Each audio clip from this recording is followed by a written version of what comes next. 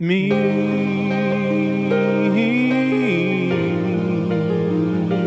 am a memoir. I said a memoir. We're going deep. We're going down too deep into the regular verse. Oh yeah, the regular verse.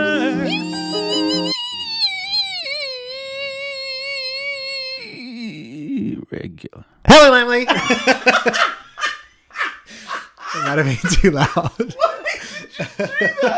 I don't plan these things. You gave me a fright. Now you know how it feels to have you in my ear every week. I'm just going to leave that. Welcome, Lamley, to the Regularverse. I've killed him. I finally did it. If anyone's wondering what's happened, I got real close to the microphone. Like Celine and Mariah having a little scissor. I got right in there. Mariah did not scissor with Celine. It was sorry. Barbara. It was Barbara. Oh, sorry. I got my divas mixed up. So much scissoring, so little time. Mariah would not scissor with anyone that came for Aretha. It's true. Because she doesn't want the game. It's on the games. The games. I'm very excited because we actually get to go to Vegas this week. Vegas? We do get to go to Vegas. Welcome back to the Regularverse. Oh, I'm so sorry. We're probably feeling quite in good spirits because we enjoyed our foray into Mariah's world, even though it was terrible, but still it was great. Stella's world, but just the general being in Mariah's world was. We were in Mariah's orbit, but unfortunately we were stranded on Stella's world. Yeah. Sucks, doesn't it? And we are here to talk about a new album. Oh, it's really new. Really it's like this year. Yeah, it's 2024 new. It came out now. When did that come out? Now. It's steaming. It's a steaming, fresh pile of music. And so things are about to get real regular. But before that, I think we need to get the lowdown on the download. Is that how we do this? No, that's later. That's later. Okay. That's when we talk about the album. Blah, blah. ProLo moments. Blah, blah, ProLo moments. ProLo moments. So Jennifer, HRH regularity. Yes. Her regular has walked the red carpet at the Met Gala, which she was a co-chair for. Oh. I did not know this. Right, This is the first I've heard of it. What does that entail? Well, it's her party, as she said on her Instagram. Because it's my party. I hope everyone has a good time. She just realised. Yeah. Yeah. Oh, that's everyone's drinking Delilah. Great. Everyone's drinking Delilah, yeah. She said, I was really honoured to be asked to host it alongside Zendaya and Bad Bunny and Chris Hemsworth. So they're all the four co-chairs. I mean, Zendaya looked amazing. Amazing. Chris did not try even a little bit. No. And I didn't see Bad Bunny, probably because he was mumbling. Probably mumbling So something. I didn't get to see him. Loudly. Yeah. But yeah, she said, Anna was gracious enough to ask me, we're going to have a good time. It's a just lot to promise. Good time. Just a good time. This is me good. Celebrate all right times. Come on. I just have to say, she did look amazing. She looked so amazing that I got a little nervous that she's gone so far into the past that she's now 12 herself. I know. Well, yeah, I said she looked like she'd had some younger woman's face painted over the top of her own face. Absolutely. It was quite like, oh shit. But also too much contouring. It was, her face looked different. She had the big white line down the middle of her nose and then weird shading. Yeah. I could see that it was all makeup. Yes. Yeah, it was her. Yeah, but it was weird. Yeah. They'd gone too far with whatever. Whereas Zendaya, had that weird smokiness going on and all the gorgeous colours and... Well, because Zendaya is the age that Jen was painting to be. Yes. But I mean, as we say, she's a beautiful looking human. She's stunning. Yeah. She's got great bone structure. She wore a very sheer crystal-studded Schiaparelli gown. Oh yes. Designed by Daniel Roseberry. I thought it was Schiaparelli or Schiaparelli. Oh, like Wyson and Wisson? Yeah. But it's Schiaparelli, which I only know because she yelled it at someone who asked her on the red carpet, and it went fully viral. Oh, really? It is amazing. She goes, Jen, who are you wearing? And she looks this woman up and down as if to go, how did you get in here? And goes, Schiaparelli. and then just keeps on up the stairs, and it's turned into a TikTok thing. People just stitching it all over the place, loving Jennifer, and going, you know what? You can see in that moment just how generous she is with the fans. This is the thing, like, when you first brought this up that people don't like Jen on TikTok, at first I thought, that's maybe not going to end well. I think it's just going to keep her going even longer. I think so. I think she's going to be successful out of spite. Yes. It's a Voldemort kind of thing where it's like the followers are following. People want more. Yeah. So if anything... People they're not buying my record, but they are talking about me. So, I can still get more product placement in my videos. This is what she was talking about when she said, I can't get enough. I love that shit. I love that shit when people make me go viral. It's very viral. Like, it is. There are a lot of people just like showing that clip of her going, Schiaparelli. Good value. Even Jen's nail. So the dress was almost nude, covered in crystals. Even her nails were nude. Interesting. She had. She took them off? Like she just removed her entire nail? No. She had like a plastic sheath over the nail that was completely see-through. Bless. It was so weird. So her nail designer described them. This is difficult for me. As butterflies. A dangerous association. It is. Because what he really meant was that they were a cocoon. Or a caterpillar. A grub. A worm. Yeah.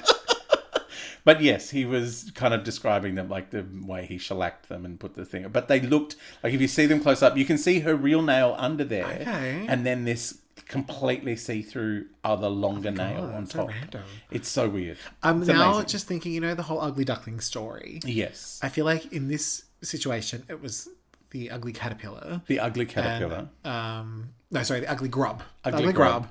And Mariah turned out to be a caterpillar, which turned into a butterfly.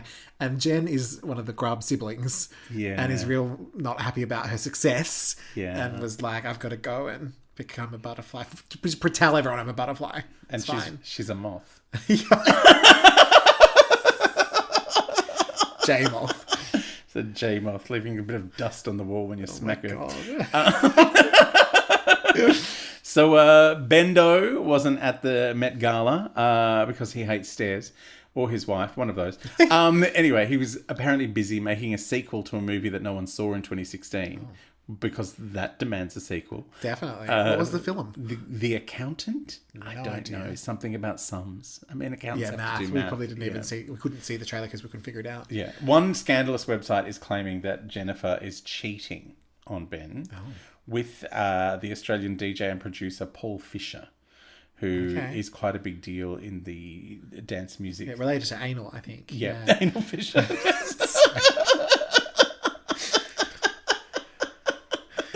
Isla, Anal, Paul, they're all... I know them all. The triple DP of Fishers. Triple DP of Fishers. Yeah. Well, you will get a Fisher if you have a triple DP.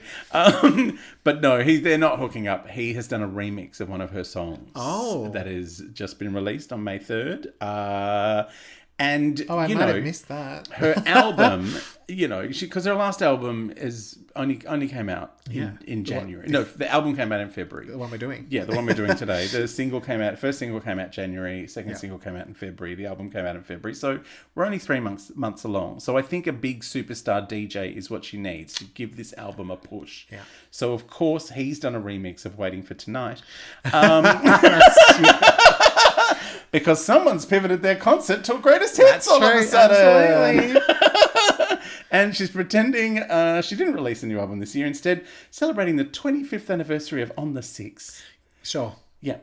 Yeah. Yeah, that's coming up real soon. Yeah, well, she only just heard the album for the first time. So. Yeah. And her science fiction movie on Netflix premieres soon. No one seems excited that it's coming out. I have to say I'm kind of excited. I love Jen in space. I love Jen in space too, but what if I told you it's directed by the same person who directed an earthquake movie starring The Rock and Kylie Minogue? Then it's a camp classic. Can I just point out that Kylie one of her very few lines is quoting her own song, Get Out of My Way. No. As she falls out of the building, never to be seen again. Amazing. It's great. Yeah. So, that is everything in the ProLo moments. Please tell me she did not send you a J-blog. We've got no J-blog this week. Oh, we are phew. clean. Oh, yeah. So if fills me with relief. Yeah, if you've J-douched, there is no need. You can do whatever you want. Because there's no J-blog coming for it. Yeah. I made sure it was clean. I had a flu vax and everything to Yeah, get but- onto the J-blog. Which, means, let's just go in. No lube, nothing. No lube, nothing. And, right into the triple DP. Yeah, and get the lowdown. On the down. Getting the lowdown. On the down low. The Fisher. On the is one of the other siblings. On the Fisher. That's her first album. It's her first album. All right, getting the lowdown on the down low for the album. This is me now. This is me. ... Got to pause for 20 years. Now. I feel like, normally at this point I explain the conception of the album, when it came out, all that kind of... But I feel like we've charted this journey over our 13 trips to the Regularverse. Yeah. So there's nothing really more to say. It's her 9th studio album, the first not to hit the Billboard top 20 ever. Interesting. It peaked at number 38 on the Billboard Hot 200 album chart. And in Australia, you won't believe this, but it did chart. It scraped into the ARIA charts at number 82. Sure. It's, it's on the chart. It's charted. It was number 1 on the Billboard album sales chart. Believe it or not. Okay. Which is actual sales. So she's selling physical copies and not so much the streaming. Yeah, because the Billboard Hot 100 now is albums and cumulative streams from songs from the albums. Yeah, it's a bit confusing. It's a lot. It's a whole lot of thing.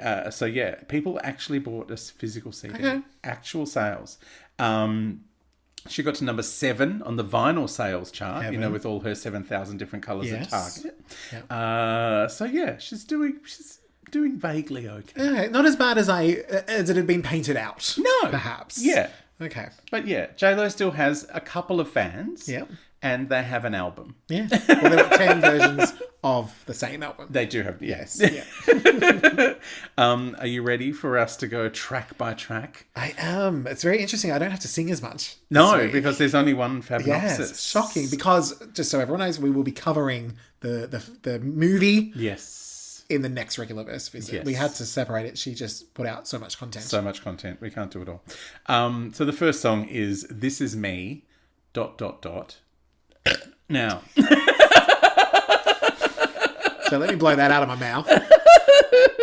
What was that flavour? Biang Biang noodles, I think. Oh, God. So This Is Me Now. Track 1, written by Jennifer Lopez. Okay. I will warn you, every single track on this album, she gets lead writing credit. Okay. And it will become apparent why.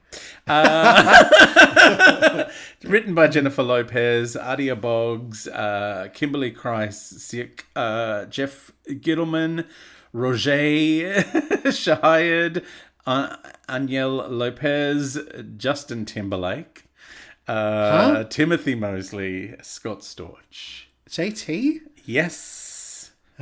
Produced by Roger Shahayed and Aniel Lopez. It contains a sample of Justin Timberlake's Cry Me a River. I'm not sure if you forgot the end of the song where it goes... Oh, really? Like just lifted wholesale from his song. Because he couldn't do that anyway. No, yeah. That's a choice. And look, I've got to say, as Team Britney, this gets an instant NoLo. Yeah, fair enough. For putting money into the Timberlake BL money bucket. But okay. It's a stupid choice. Yeah. I don't get why she did that. Anyway, and also why so obvious with that at the end of the song? You're like, you just you couldn't have your own thing. Like that's such a weird moment. Because when I heard it, I was like, I know that. Yeah. I've heard that I before. didn't click, but oh god. Yeah. So yeah, it's kind of tragic. Her voice sounds really good for half of the song, and then they turn on all the machines. Oh my god. Like just halfway through the song, they're like, "Oh, she's struggling." Just Yeah. This honestly, this is the most baffling song for me on the whole album in terms of the production. It's so strange. What are they doing? What are they doing? The song itself, I thought it's fine. It's mid. You know, it's fine. It's not great, but it's not awful. Terrible. But you know, I didn't mind the little "This Is Me Now" hook. I think that stuck in my head. Yeah. But I don't understand why. Even for her, this was screechy. Yeah. It made no sense to me. Yeah. I was like, this... nah. Yeah. I mean, the song sounds like it could have been on one of her first 2 albums. Yeah. Like, it really has that sound. Yes. Because it's unremarkable, overproduced, just with a stronger and more present vocal than we're used to from back then. Yeah. Also, there's a bonus whispery rap. And we love a whispery Jen. We do. We do love whispery Jen, but I don't know that I love whispery rap Jen. No, it didn't sound... I didn't note it, so it mustn't have stood out to me. It wasn't in amazing. this particular song. So yeah, how did you feel? Is that your... I just thought it was a mishmash. Yeah. Like, I thought the autotune made no sense because I think this song is within her range. Yes. So I'm like... And the parts that were maybe a little more, she didn't have autotune on. No. But it didn't also feel like a stylistic choice. I don't understand the production. It was really weird. You know, the fact that it just sort of, like, someone has gone, oh, we forgot to press that button. Yeah, I know. Lyrically, I appreciate, you know, she's digging a little with some of the lyrics. I was like, you know, she says... I have a mum, and I'm like, she does. She does have a mum. You know, that already lyrically puts it above anything she's written. Yes, so I'm that's like, okay, you know, there's something. I kind of believe that she did actually maybe write a couple of lines on it. But yeah, it's not so much for me. It's not, I'm afraid. So, I'm Real. What percentage of the song do you think she sang? I mean, I had to go for LoLo just because it's so not real. Yeah. You know? Yeah. I was mid-low. Okay. Because, like, it felt like her mostly. Yeah. And then... It still sounded like her. Yeah. But it was odd. Yeah. I couldn't get on board. Are you ProLo or NoLo? I'm very confidently a firm NoLo on this one, I'm afraid. Yeah, I was close to an or. Okay. Until that egregious sample and the Timberlake funnel. And I went, no. I can't. Now that I know what Britney's been through, I can't. Yeah. Especially because that song tried to paint her as the bad guy. Yeah. And we've got the Janet of it all. The Janet of it all. So, fair enough. White man gets away with being an asshole to a whole bunch of women. What a surprise. I know. That's what we do all the time. I know. As we're sitting here on this podcast, judging a woman for her terrible singing. Oh, no. All right, on to track 2.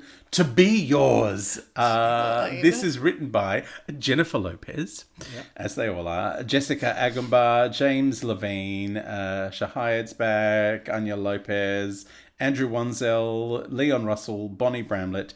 Produced by, as nearly every song is, Shahayed and Anya Lopez, with also Pop Wanzel and Jennifer Lopez joining in on production. And Trevor Muzzy. She pressed a button. How do you feel about To Be Yours? So I sense a trend. I said the song itself is nothing groundbreaking, but as an album track, it's okay. It's fine. I said the production and her vocal is far more palatable than This Is Me Now. Which made me almost think, why not open just with this? Like, it's a gentle open, but it's fine. Yeah. And on the second listen, I only got a chance to listen twice. I was still okay with it. It didn't grow, but it didn't go down either. Yes. It's not a show or a grower. It just is. Yeah. How did you feel? I was offended by the lyrics. They are ham-fisted. I will say, I didn't actually, as you know, I don't always get the lyrics on that first 1 or 2 listen. It kind of happens later. Yeah, she says she met a superstar and he changed my life. Okay. Yuck. Also, the sped up chipmunky voice. Yeah. Very Charm Bracelet era Mariah. which True. I was not okay with. Okay. There's an interpolation of the Carpenters song Superstar, which is a bit tedious. Did not catch that. A lot of the production felt like Charm Bracelet era Mariah. Yeah, I can see that. I do have some comparisons to Mariah coming up. Yeah. Oh, there's heaps throughout the album. I do think that actually, if we're speaking broader about the album itself, they actually did a pretty good job of capturing those. I was surprised that they did it in a way that felt authentic. Yeah, they captured the era without it feeling like a pastiche. Yeah, I was surprised. Parody. Yeah. It was very much, we're back in the day. But yeah, I just felt like she's not adding anything to that. Sure. Like it felt, if anything, it feels like she's subtracting. I know it's a maths. Yeah, I know, she made you do maths. Bad woman. It sounds too derivative. And as I said with the last track, her voice sounds okay. She's got a little Karen in parts. Yeah. Especially in that, this is what it's like, I would do it twice refrain. Okay. It's not the worst song she's ever done, but given how much it's borrowing, you think she'd build upon it rather than make something not as good. Yeah, well... Yeah. Which is a problem. And apparently some of the vocals on this track are by Shaka Khan. What? I'm presuming it's the sped up bit at the start. Oh, okay. Sure. But yeah, she's credited as background vocalist. That's so random. Imagine, Jen's not here to do it. I'll get Shaka in. I know. But yeah, I'm presuming, mate, like, I don't know if it's a sample or they've just got her to come in and sing a bit and then they've sped it up. Yeah. But yeah. That's fine. We love Shaka Khan. We love Shaka Khan. She's like, Ain't Nobody is seriously one of the best songs of all time. And I also love the what's the Price Sisters? Which one sang it? One of them sang it in Bringing Down the House with Queen Latifah. I love that version too. Yeah. Great voice. So good. So I'm Real. What percentage of this song do you think she sang? Kelly Price. I went for mid-low. I think there's still some help, but it's not as jarring as the previous song. Yes. Yeah. I went mid-low because why have you got Shaka there? But also it was too annoying not to be her. Yeah, sure. And are you ProLo or NoLo? I've gone for an or. It was okay. I think it's better than the last song. Yeah. But I'm not quite convinced. Yeah, I was close. I was like, ooh, it's just a bit too disappointing to be all. So I've slid into no. Yeah. But I'm not far from all. Yeah. Yeah, which is positive for me. Yeah. It's your favourite Jen song ever. Number 3 is Mad in Love. This is written by Jennifer Lopez with Melissa Storwick, James Levine, Rajesh Shahayed, Anya Lopez. They're on everything. Andrew Wanzel, Carter Lang, David Sprecher, and Samuel Wishkowski. Produced by Shahayed, Lopez, Wanzel, Carter Lang, Yeti Beats, and Sam Wish. It's a lot of people. I can't get over just how prosaic and unimaginative all of her lyrics are. Are you surprised, though? I'm not surprised, but I just, I'm like, why wouldn't you get someone in? I guess to punch it up. True. I guess the way to look at it is it's taken her 20-something years to get to a point where her vocals are okay. Yeah, I get that. She's only just started with the lyrics. Yes. So maybe she needs another 20 years. So this is my problem. Her vocals have just gotten to the point where she's okay. Yeah. So she's decided, right, I can sing now. I'll also write. Yeah. And rather than get a feature in, I'm going to rap myself. Yeah, bless. I'll DIY that as well.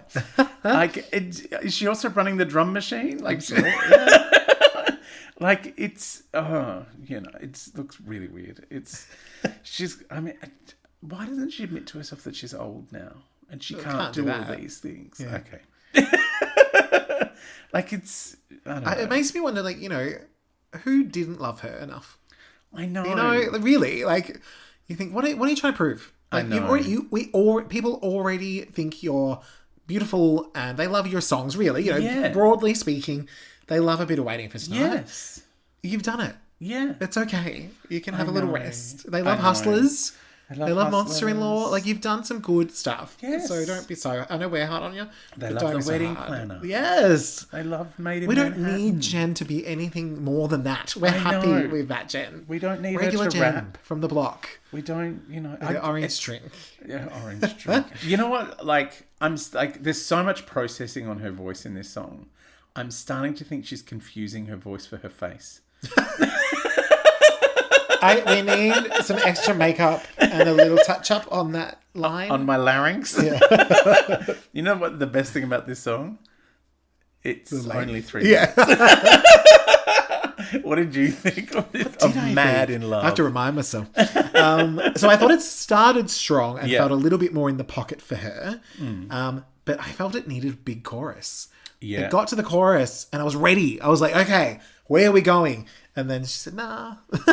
Like, I would have been... This is one of those songs that if the chorus was Ja Rule, Sure. awesome, Yeah. you would be like, oh, yeah, bring it. Amazing. That actually makes total sense for this era. Yes, I know. Yeah, okay. And it's completely missing. Instead, she's Yeah. doing the rap. Yeah.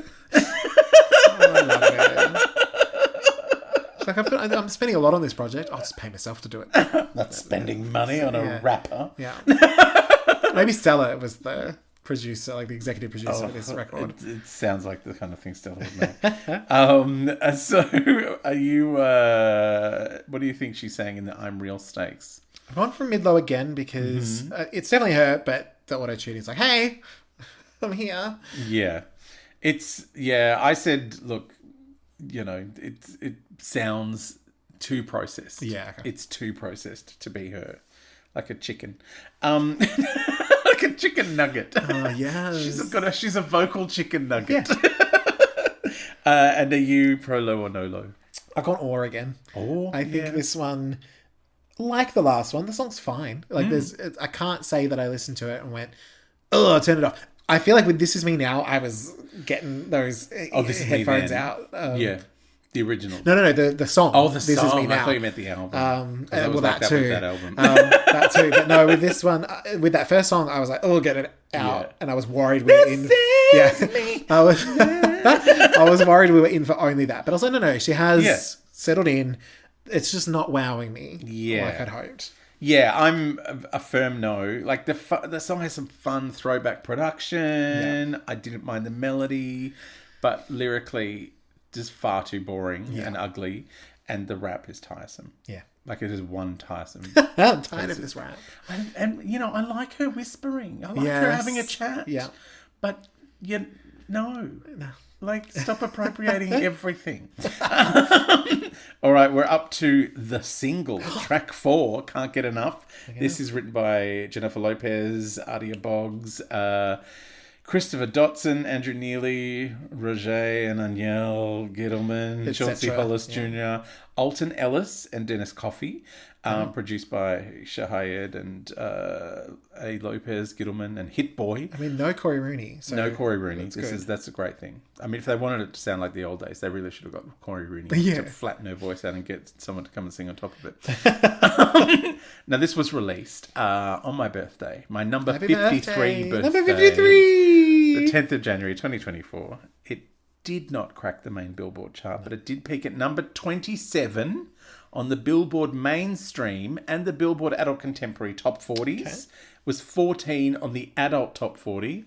Big change from when she was in the top of the kids chart. Yeah, what is it? Billboard Alcohol Charts for kids. The Dalola chart. Now, either it wasn't released or didn't chart in Australia, but it made some slight impact in various charts all over the world. Sure. But I'm not going to list them all. But, it was anywhere between number 9 and number 94. Correct. Somewhere in the world. Somewhere. Like, it had an impact. It does have an interpolation of Alton Ellis's I'm Still in Love with You and the reggae song Uptown Top Ranking, which is why there are 400 people credited on it. There is a video, but it's from the This Is Me Now film. So we will cover it. We'll get to that in the fullness of time. And there's another one which will come later. That's a later one. That's a remix. But yeah, how did you feel about Can't Get Enough? So up until this point, I'd only heard that little hook, which we thought was cute. Yeah. But I was a bit nervous. Is that the whole thing. Is that all there is? Is that all there is? Is that all there is? But you know what? To my surprise, it changes throughout. I was like, and I liked the change. I was like, oh, they didn't fuck it up. If anything, I think the rest of it's better. Yeah.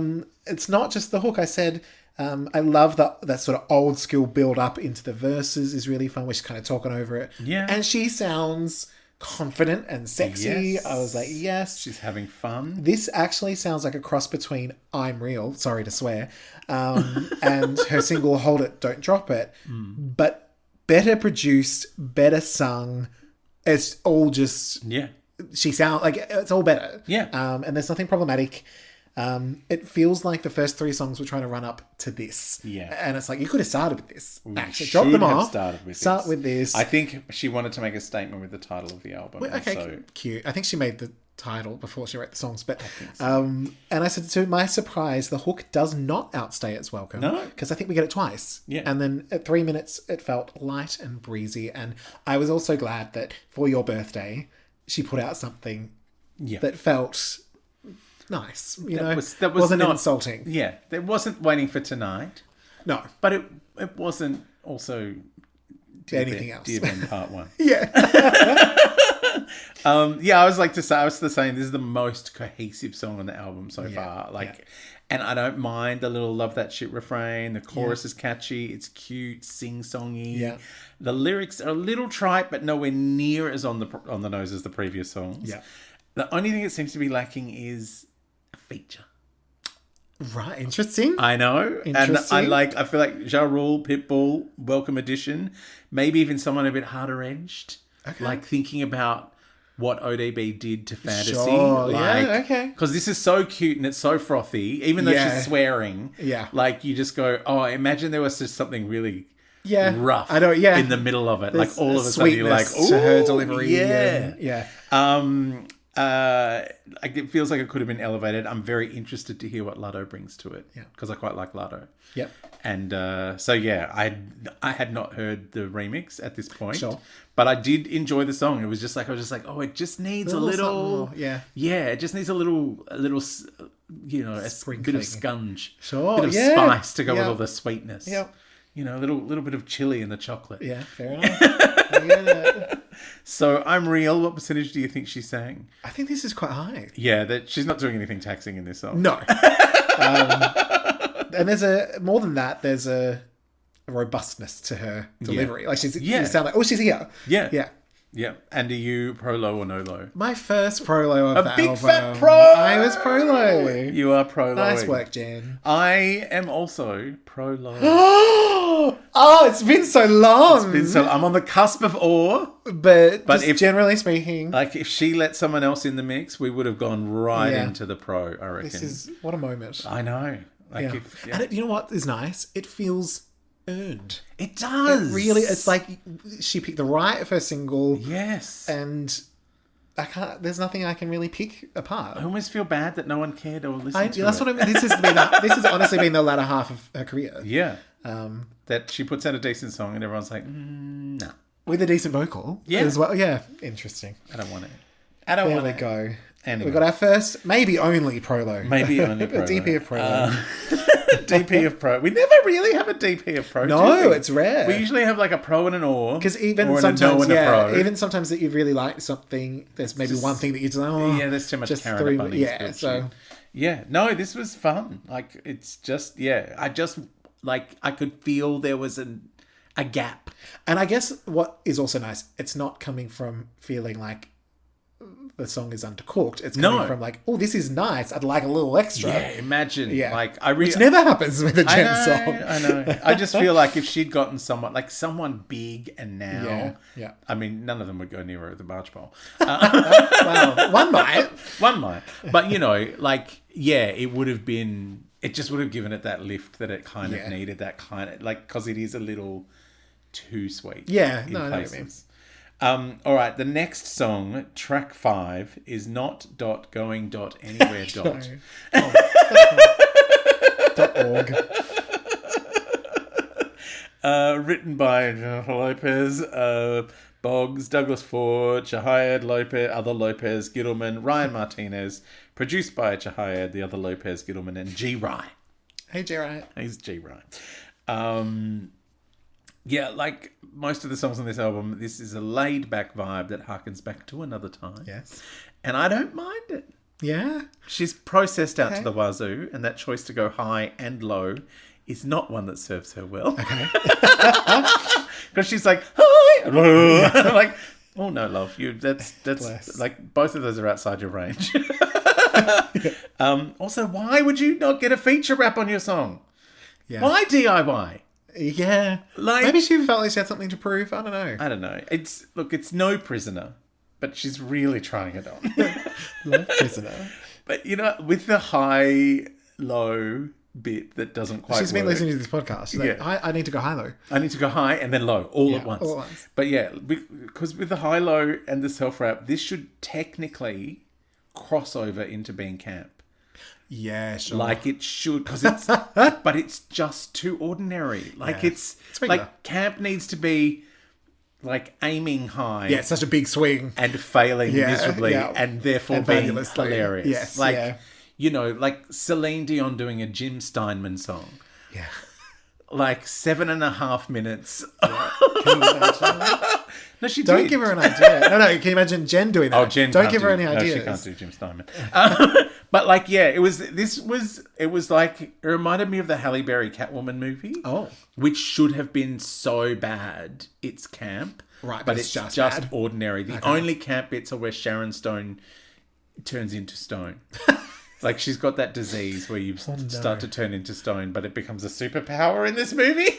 The Medusa disease? Yes. God. The one that Celine Dion has. Where the she's becoming muscle. stiff. Yes. Stiff person. So, yeah, but it's like she has a superhero version of it. Oh, my gosh. And she becomes... Yeah, it's so stupid. It's a really bad film. Anyway...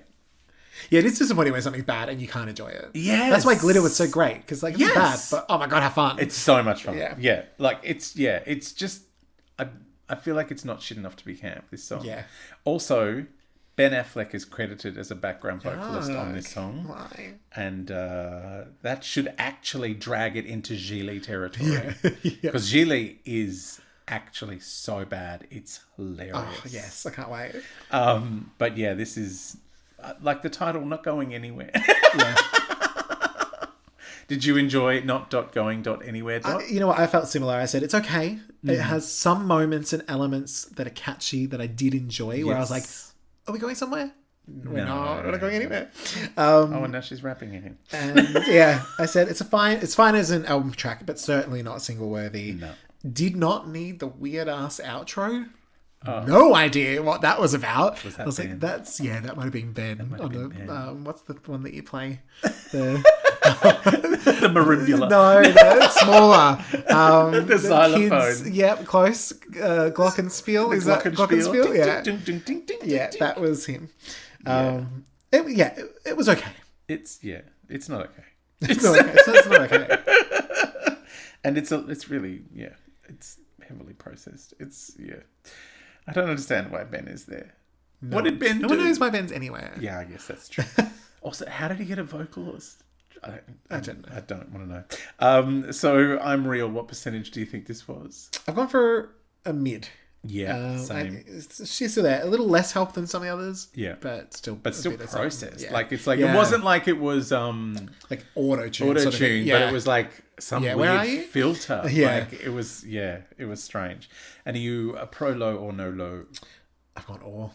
Or? Because I felt, again, there were a few things here. I was like, oh, that could go somewhere. Yeah. But overall, I couldn't go into pro. It was not very good. I wanted it to be worse because then I would have loved it. Then you would have been pro. This I would have piece been, of shit. This is so hilariously bad. I actually love it. Yeah. Like, I have several, like, I think there's an entire Celine Dion album like that. Yeah. Like the one where she does River Dick. Oh, yeah. That's the album, really. That's the album. For all the songs.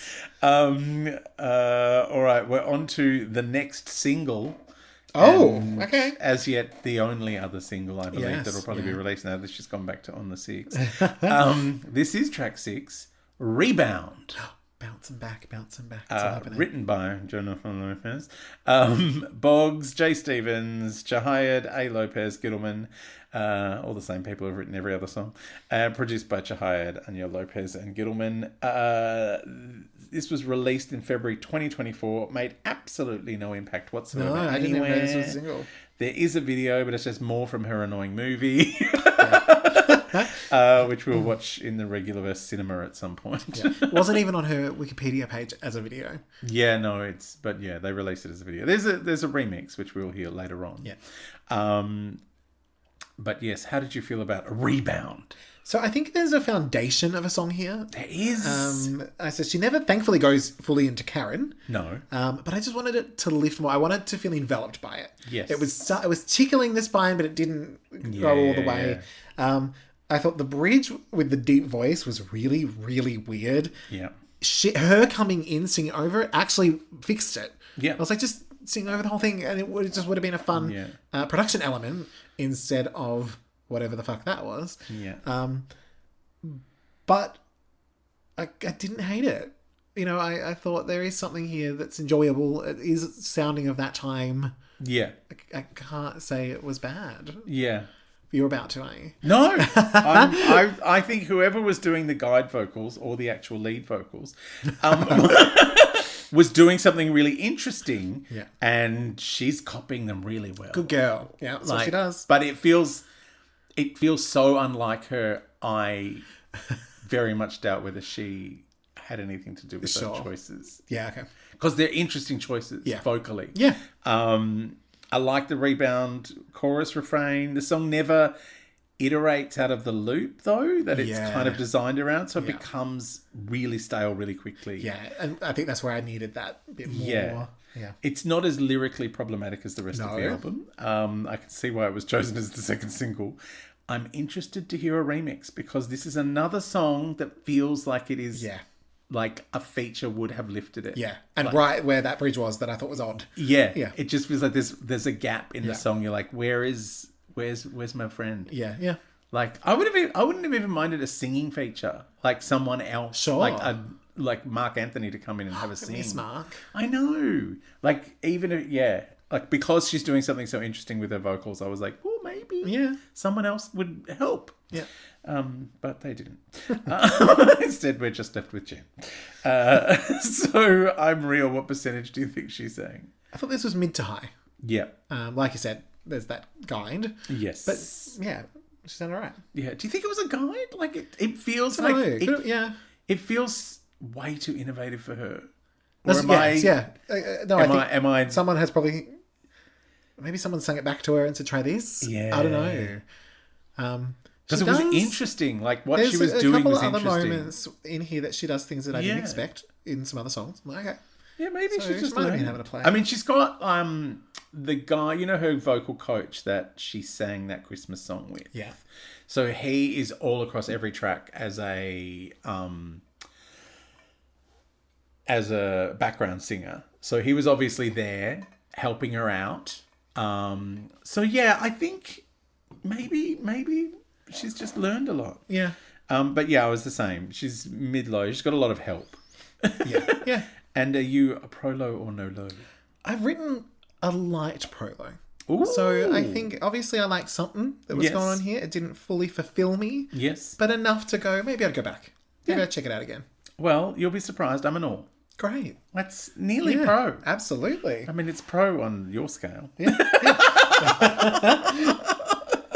Now, the next song is going to be Dear Ben Part 2, which I feel like is going to need more time than we have left in this podcast to deal with the potential trauma of Dear Ben Part 1, which I'm still experiencing PTSD from. Oh, yeah.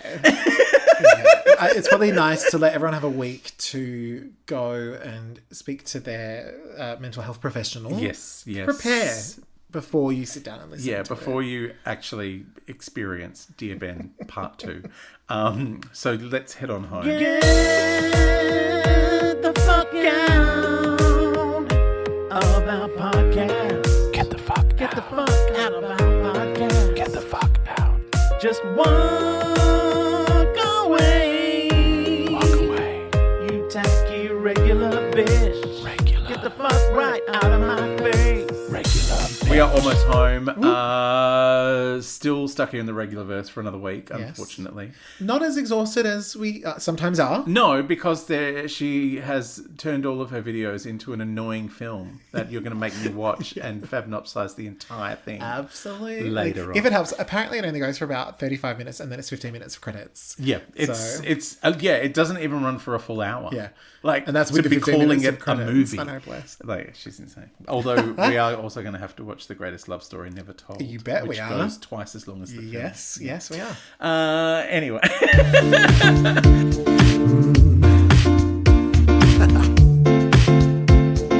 Make it happen. Are you making anything happen before we go? So the little singles out there. Oh, yay! It's climbing the Billboard Kids alcohol charts. The Dalola gems. charts. So that is, that song's called You Can Feel It. It's just a little pop ditty. I love a pop ditty. Yeah, I love a pop ditty. And it's the first original song for a little while. Yeah. That's always fun. You've Probably been had some covers in between. Yeah, you've been projects. You've been doing a full Celine the last Absolutely. few releases. She does whole albums that she's had nothing to do with. Yeah. So, go have a listen. Aretha? I could sing Aretha. Yeah, I can easily sing Aretha. Yes. You made me feel like a natural one. That's a standard. No. Yeah. Oh, no one else has done it before? No, well, I'll do it. So yeah, that's out there doing the rounds. I'm excited. What about you? Hard Quiz Kids starts very soon. My brand new show on the brand new ABC channel that's called ABC Family I should in convince Australia. a child to love J-Lo and then get them to come on the show. It is weird that no one has wanted to come on the show with J-Lo as a topic. I'm fascinated by that. Does she not have any fans who last the distance and are still obsessed? Oh, interesting. If you are she must. They're buying the album. a massive J-Lo fan who has somehow weirdly found this podcast and just doesn't hate us. hate listening to it every week, we would love you to apply for Hard Quiz. Or maybe they'll just be an expert on the Regularverse. An expert on the Regularverse would be amazing. That would be great. Yeah, I could ask so many questions. Like, what did we talk about before we recorded today? Yeah. We don't remember anything that happens anyway. No, I know. Yeah. All right, we'll see you next week here in the Regularverse. Bye, Lamely. Bye.